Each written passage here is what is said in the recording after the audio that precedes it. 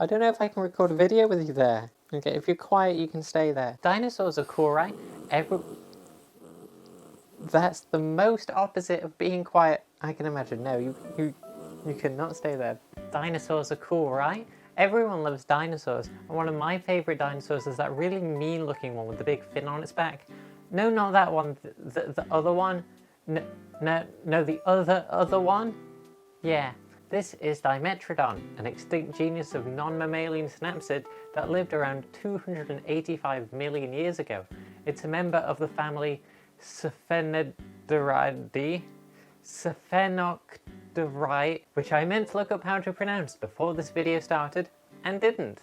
It has this huge neural fin on its back formed from elongated spines extending from the vertebrae. It's a cool dinosaur with a cool skeleton, and I made a toy of it, so therefore this toy is cool, and that's just how maths works. So join me in today's video to look at the paper engineering, texturing and design process for this demonstrably dope dead Dimetrodon. My name is Alex Josephine Gwynn. I'm a graphic designer and paper engineer with over a decade of experience designing paper toys and paper crafts for both commercial and personal projects. It was designed as part of my monthly paper toy club. It's a one-page model consisting of 3 pieces, with one of those pieces being an extra optional bone to play fetch with. Who's a good bone? Who's a good bone? Fetch!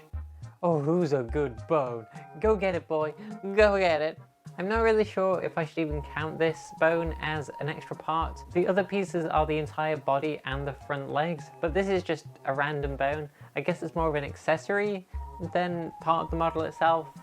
I'm not really sure how to classify it. Anyway, this paper toy has some simple paper engineering gimmicks which I wanted to show off before I explain how the build comes together. The rib cage of the skeleton is made using inverted folds. Inverted folds are an easy way to add some depth and complexity to a design. It's a useful tip if you're planning on adding some inverted folds to your project. If you make a side view of your design, you can take the corner you're hoping to invert, turn it upside down, and then move it around until it looks the way you want it to in terms of depth, etc. And then you can use these measurements for each face of the inverted fold, and where the folds themselves would sit. The only downside to inverted folds is that the rib cage can be a little awkward to build if you've not encountered them before. So I thought I'd just film the process of folding them on this design. I score the lines on these folds just a little bit harder than normal, especially on the valley folds. This is a marathon, not a sprint. Take it slow and steady. You're not trying to fold the whole thing at once. Just gently try and move the folds in the right direction until you've got everything in the right place.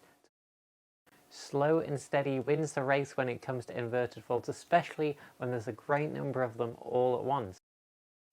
You just got to move it ever so slightly.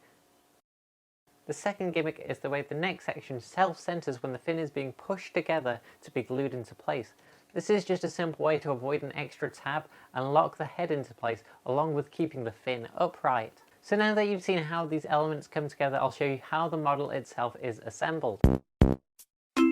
Tab 1 is a fold-over tab which glues the entirety of both the fin sections together.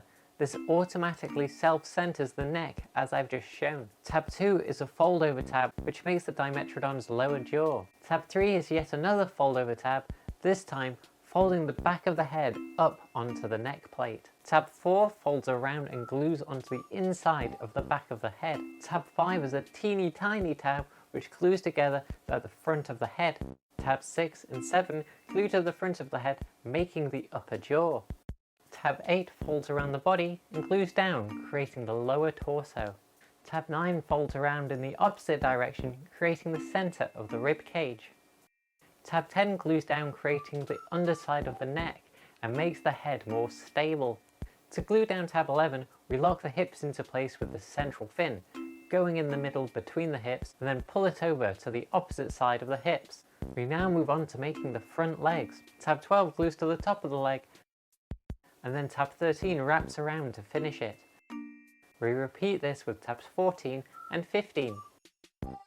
Finally, tab 15 glues to the front of the body, attaching to the centre of the rib cage.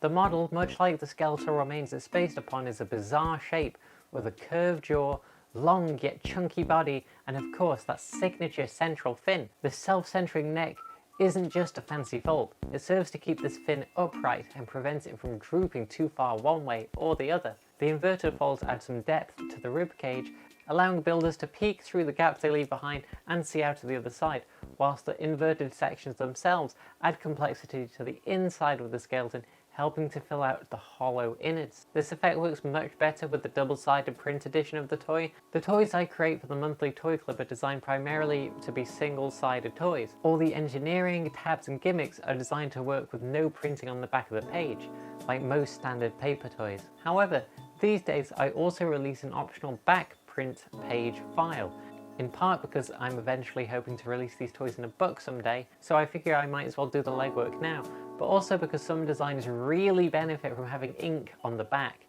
The difference with this model is night and day. I think it still looks nice as a single-sided toy, it's still got charm and it still looks fine, but without those visible white sections poking through the ribs, the whole thing just feels more complete. Oh, I'm gonna die, it's too hot in here. It's too hot. The addition of this little bone accessory came after I designed the model. I sat down and I looked at it and I was like, this is a good boy. This boy right here is good. I think it's the mixture of these stubby little legs and the fact that you can move its jaw up and down. Really, the toy was just throwing off puppy dog vibes, and so adding the bone fit perfectly in with the fossilized theme, so it was a no-brainer. The original plan for the texture was to be a rough hand-drawn style, which is something I've been doing a lot more of with my recent designs as I become more comfortable with my illustration work. But as I started adding a colour limiter, I started to really like how the texture was looking, so I decided to lean in on this fossilized style. Here's an extra detail. There's a small skeleton inside of the ribs, which is meant to be the Dimetrodon's last meal. In terms of things that I dislike about this design, I think the main one would have to be these front legs. The shape is fine, but I really dislike the way that they connect because they're a separate piece. I try and make my models as few pieces as possible, preferably making them just one piece, and I tried really hard to do that with this design. I think you can see on the template how I managed to cram the head and the body together, but I just could not figure out how to get these the front legs to work in a single piece. So they connect just by gluing two flat faces together, which is against my own design rules. That's a big no-no for me, because gluing two faces together means that the pieces can slide around whilst you're trying to glue them, and there's not really anything locking them in place. I also feel like the tail could have connected to the spine a little bit better. As it is, it just kind of hangs out back here, and you can end up with this unpleasant looking cutout section. Whereas if I'd have added another tab, I think that would have brought it together a bit more. Overall, I'm quite happy with how this model came out, and I think the lessons I learned whilst designing it is that sometimes an accessory is the characterization. What do you think about the model? What would you have improved? Let me know in the comments section. Also, what dinosaur would you like to see me tackle in the future? If you want to download and build your own dead Dimetrodon, you can join my monthly paper toy club over on patreon.com/folduptoys. £5 and up supporters gain instant access to over 10 exclusive designs, along with a new toy to build every single month. If you enjoyed this video, consider subscribing to the channel if you haven't already, and if you want to see my hot takes about paper engineering and queer issues, be sure to follow me on Twitter @folduptoys. Thank you for watching, keep folding, keep gluing, and never stop creating!